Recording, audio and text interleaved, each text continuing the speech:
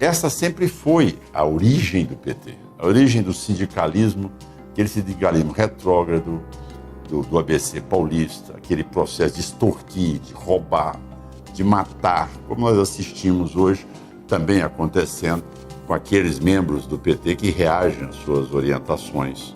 Enfim, este processo chega até um mensalão. O mensalão nada mais era do que aquela prática que eles tinham de extorquir, pagar e ter o resultado no momento da votação. Isso foi um escândalo, mas a prevalência da popularidade do Lula em relação ao momento político que estava vivendo, ele conseguiu superar todos aqueles fatos. Houve eu diria a você, uma incapacidade da classe política, ou até uma limitação da classe política. Poucos tinham coragem de se arvorar contra o ex-presidente Lula. E, na maioria das vezes, eles preferiam ali silenciar sobre o fato. O escândalo de corrupção já eram enormes em 2005. O problema é que, dessa vez, os militantes que tiraram Collor do poder em 91 por um Fiat Elba estavam do lado do partido. As instituições estavam aparelhadas e o controle da narrativa por meio da mídia, do sistema de ensino e da blogosfera se deu mais forte do que o escândalo. Lula ficou de fato como um homem que não sabia de nada e em 2006 foi reeleito com 60% dos votos, tendo João Santana como chefe de campanha, que também seria preso no futuro. O projeto da Pátria Grande agora estava em curso a todo vapor. Agora a agenda do Foro de São Paulo tinha seu fundador na linha de frente da execução do grande plano. O Brasil seria o país que financiaria o projeto, junto com seus companheiros do Foro da América Latina. Começa o plano de financiar empréstimos, alianças e políticas de relações externas completamente diferentes das anteriores, se afastando dos países de economia forte, como os Estados Unidos, e aproximando-se de países parceiros de ideologia, como a Bolívia e Venezuela.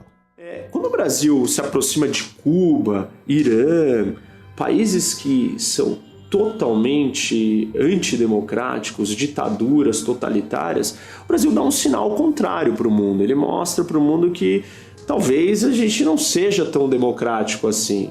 Então, é muito ruim para a imagem do Brasil. Mostra e gera uma desconfiança. No ano de 2008, quando o mundo passa por uma forte crise frente ao crash da Bolsa de Valores, que significou o colapso de toda a economia mundial, mais uma vez populista, o presidente foi à mídia dizer que o Brasil não sofreria nenhum impacto. Nosso sistema bancário estava e está saudável. Aproveitou o momento para fortalecer as políticas de esquerda intervencionistas, inflamando o círculo de desenvolvimento que planejava para sua sucessora Dilma Rousseff. É a oportunidade perfeita para inflar a economia por meio do sacrifício do que foi conquistado por anos de economia estável pelo cenário mundial e pelo tripé macroeconômico vigente anteriormente no Brasil. Foram concedidos crédito fácil, multiplicado recursos empresariais por meio do BNDES, elevando empresários escolhidos e parceiros do partido ao modelo de sucesso apresentados na grande mídia, que prometiam o Brasil como o país do futuro.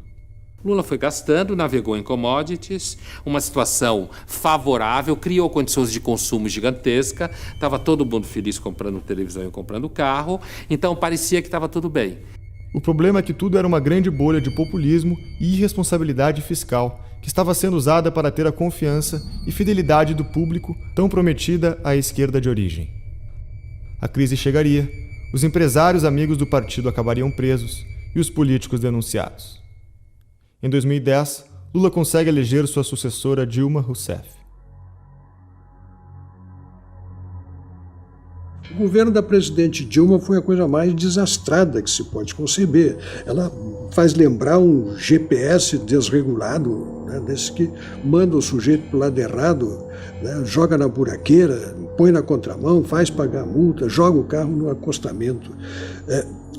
É assim que nós estamos sendo governados por essa senhora que não tem a menor condição.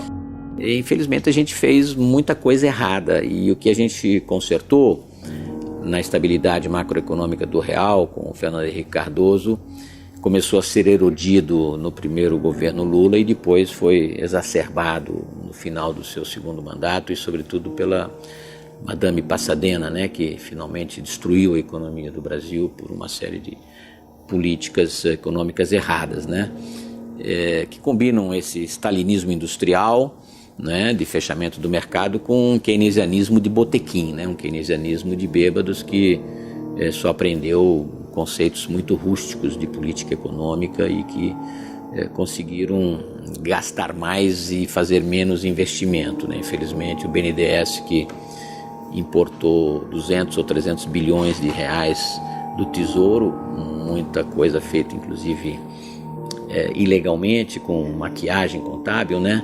Ele conseguiu produzir uma queda na taxa de investimento e uma perda do dinamismo e da competitividade externa das empresas brasileiras. Foi muito triste essa fase de retrocesso institucional, econômico no Brasil. Esse é um período marcado por desconfiança do mercado, tanto pela crise estabelecida, como pelos indícios de que Dilma não melhoraria em nada as políticas que o governo vinha adotando frente ao mercado, parecendo estar mais à esquerda do que seu antecessor. Em meados de 2013, houve um acontecimento que mudaria para sempre as estratégias de ambos os lados. 2013, quando o povo começou a ir às ruas, incitado num primeiro momento pela esquerda ligada ao PSOL, isso aqui é curioso, aquilo foi um início, quer dizer, estes movimentos de esquerda, de extrema esquerda, barulhentos, agressivos, eles tiveram um papel lá no início, quando eles iam para as ruas lutar por passagem de graça, né? Que essa foi a ideia inicial lá em 2013, né? Lutar pelo transporte público e gratuito, mas fugiu o controle.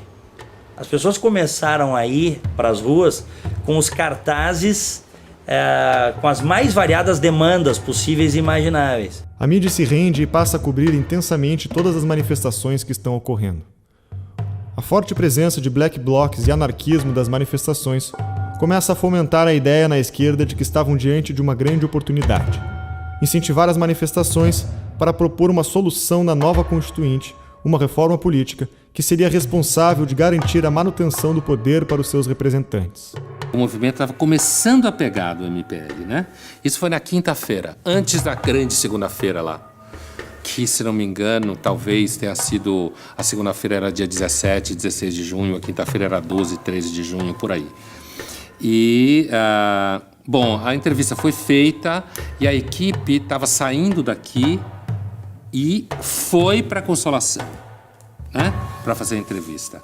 E a menina que fez a entrevista foi uma jornalista da Folha, minha amiga, conheço, já fiz muita coisa com ela, chamada Juliana Vallone, que foi a menina que levou a bala de borracha no olho naquele dia, certo? Naquele dia, ela saiu daqui, ela foi para a Consolação para cobrir a manifestação do Movimento Passe Livre. Infelizmente, aconteceu aquela desgraça com ela.